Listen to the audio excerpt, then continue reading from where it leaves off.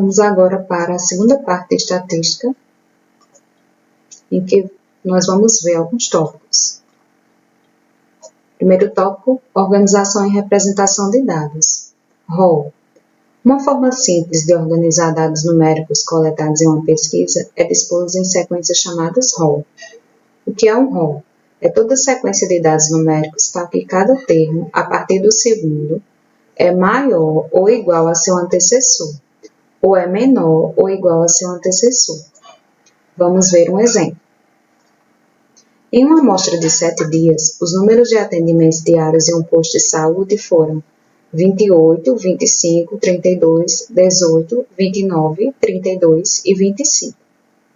Então, aqui nós temos duas formas de apresentar esses dados em ROL. Em ordem crescente, 18, 25, 25, 28, 29, 32, 32, e em ordem decrescente, 32, 32, 29, 28, 25, 25 e 18.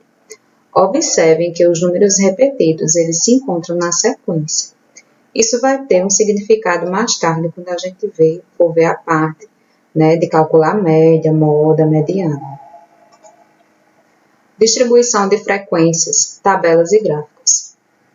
A análise dos dados numéricos de uma amostra é facilitada pela representação dos dados em uma tabela ou em um gráfico. Para isso, os elementos da amostra são separados em classes, que são subconjuntos disjuntos da amostra. Então, aqui também nós temos aquela linguagem de conjuntos, Então, temos aqui subconjuntos. Então, as classes, elas são o quê? Os subconjuntos da amostra. Disjuntos. Por que disjuntos? Porque significa que a interseção é vazia, ou seja, que não há interseção. Exemplos. A. Uma amostra de pares de sapatos produzidos por uma indústria de determinado período pode ser agrupada em classes representadas por um único número, referente ao tamanho do sapato. 38, 39, 40, 41, 42 e 43. Uma classe representada por um único número é chamada de classe unitária. A separação de uma amostra em classes unitárias é mais usual para variáveis discretas, as quais, nessas variáveis, a gente tem o quê? O conjunto dos números naturais, aqueles que a gente utiliza para a contagem. Exemplo B. Uma amostra das estaturas em centímetros de pessoas adultas de certa região pode ser separada em classes representadas por intervalos reais. Nesse caso, eu tenho aqui, intervalo fechado em 140 e aberto em 150. Ou seja, inclui o 140, vai até o 150, no caso, excluindo o 150. Certo? Então, como se trata de estatura em centímetro, esse número, normalmente, ele não será somente inteiro. Ele pode ser um número decimal. Então, ele está no intervalo dos números reais, certo? Por exemplo, 140, 140,1, 140,2 e assim por diante.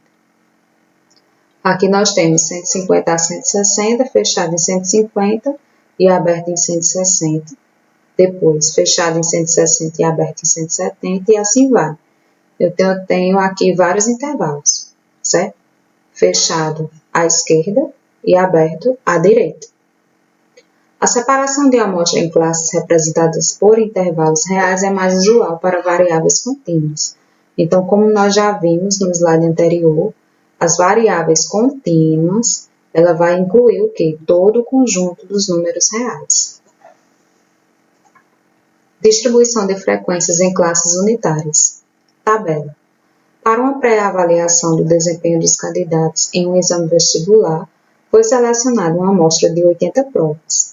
Depois de corrigidas essas provas, as notas foram organizadas em uma tabela chamada de tabela de distribuição de frequências, em que a amostra foi separada em classes determinadas pelas notas das provas.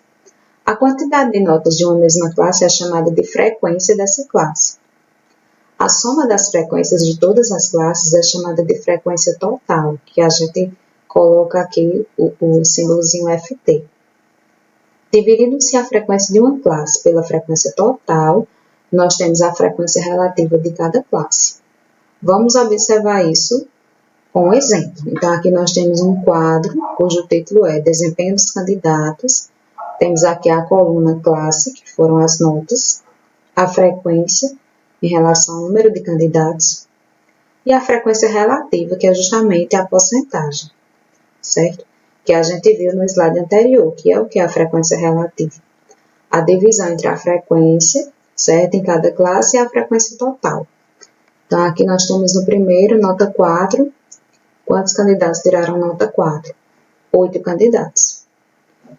Nota 5, 17 candidatos. Nota 6, 24 candidatos. Nota 7, 20 candidatos. E nota 8, 11 candidatos. E aqui nós temos o total, a frequência total, que é a soma de todos os candidatos, que foram 80. Então, aqui eu tenho a frequência relativa, né, de cada nota. Em relação à nota 4, foi o que foi feito, dividiu 8 por 80. 8 é o quê? O número de candidatos que tiraram 4, dividido pelo total, 80, que deu 0,1, que representa 10%. A frequência relativa na nota 5, então, quantos candidatos tiraram nota 5? 17. Dividido por 80, deu 0,2125, que é só multiplicar por 100 e você encontra 21,25%. A frequência relativa da nota 6, então olha lá no quadro, foram 24 candidatos que tiraram nota 6, dividido pelo total de 80, dá 0,3, e no caso é 30%. E a frequência relativa da nota 7, lá no quadro tem quantos tiraram 7? 20. 20 dividido por 80 dá 0,25, que é 25%. E que tiraram nota 8, nós temos lá 11. 11 dividido por 80 dá 0,375, que multiplicando por 100 dá 3,75%.